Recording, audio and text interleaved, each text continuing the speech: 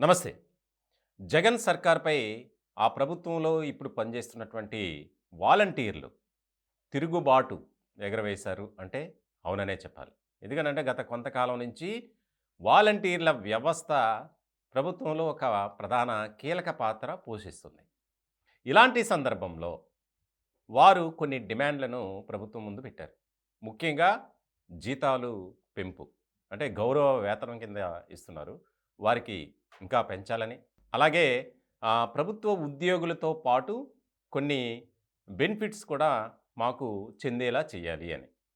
ప్రధానంగా వీటి మీద ఎప్పటినుంచో వాలంటీర్ల వ్యవస్థ అంతా పనిచేస్తుంది. డిమాండ్ చేస్తుంది ప్రధానంగా. ఇలాంటి క్రమంలో ఎప్పటికప్పుడు మాటిస్తున్నారు గానీ, దానిని నెరవేర్చే క్రమంలో సీఎం జగన్మోహన్ రెడ్డి గారు విఫలమవుతున్నారు. కనీసం మా బాధలు వినే పరిస్థితి కూడా లేదు అని వారి అసంతృప్తి అనేది వ్యక్తం చేస్తున్నారు. ఇలాంటి క్రమంలో ఇప్పుడు రాష్ట్ర వ్యాప్తంగా చేస్తున్నటువంటి వాలంటీర్లు ఎవరైతే ఉన్నారో, వారు వాట్సాప్ గ్రూపుల్లోనూ, అలాగే టెలిగ్రామ్ గ్రూప్స్‌లో సోషల్ మీడియా వేదికగా ఒక చర్చ జరుగుతుంది. అది మనం స్క్రీన్ మీద చూస్తున్నాం ఆ మెసేజ్‌లని. ఎందుకనంటే అది ఆంధ్రప్రదేశ్ వాలంటీర్ల గ్రూప్‌లో ఏ విధమైనటువంటి చూస్తున్నాం మనం. ఇప్పటి వరకు పెంచలేదు. ఇప్పుడు పెంచుతారని ఎలా అనుకుంటున్నారు? ధర్నాయే చేయాలి. ఇదే తగిన సమయం. ఇట్లా కొన్ని మెసేజ్‌లనేది ఇప్పుడు చాలా కీలకంగా మారినటువంటి పరిస్థితి మనం చెప్పుకోవాలి.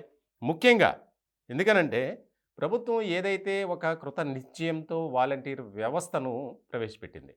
అయితే ఆ వ్యవస్థ కాస్త అవస్థగా మారింది. కనీసం మాకు శ్రమ దోపిడీ అనేది ఎక్కువగా జరుగుతుంది.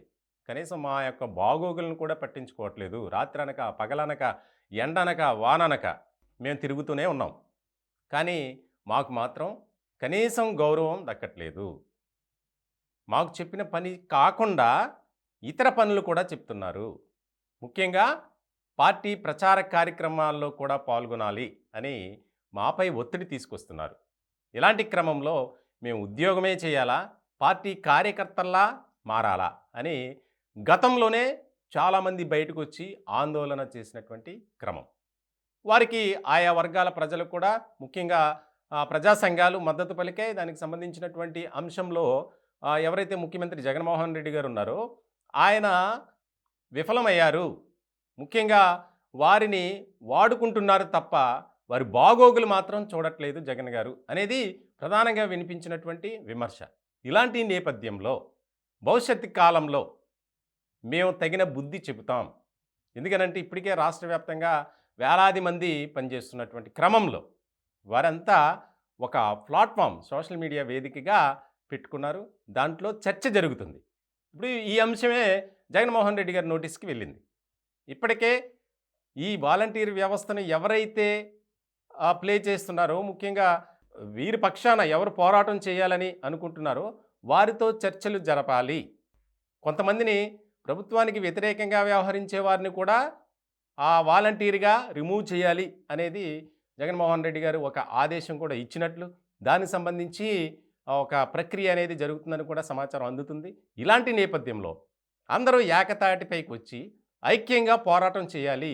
ఒక్క పోరాటంతోనే మన సమస్యలను పరిష్కరించుకోగలం. మన డిమాండ్‌లయితే నెరవేరుతాయి అనే క్రమంలోనే రాష్ట్రంలో ఉన్నటువంటి వాలంటీర్లంతా ఏకమయ్యారు. త్వరలోనే జగన్ సర్కారుకు బుద్ధి చెబుతాము అని చెప్పి వాలంటీర్లు ఈ మెసేజ్‌ల ద్వారా గ్రూపుల్లో ఇప్పుడు వైరల్ అవుతున్నటువంటి సందర్భం.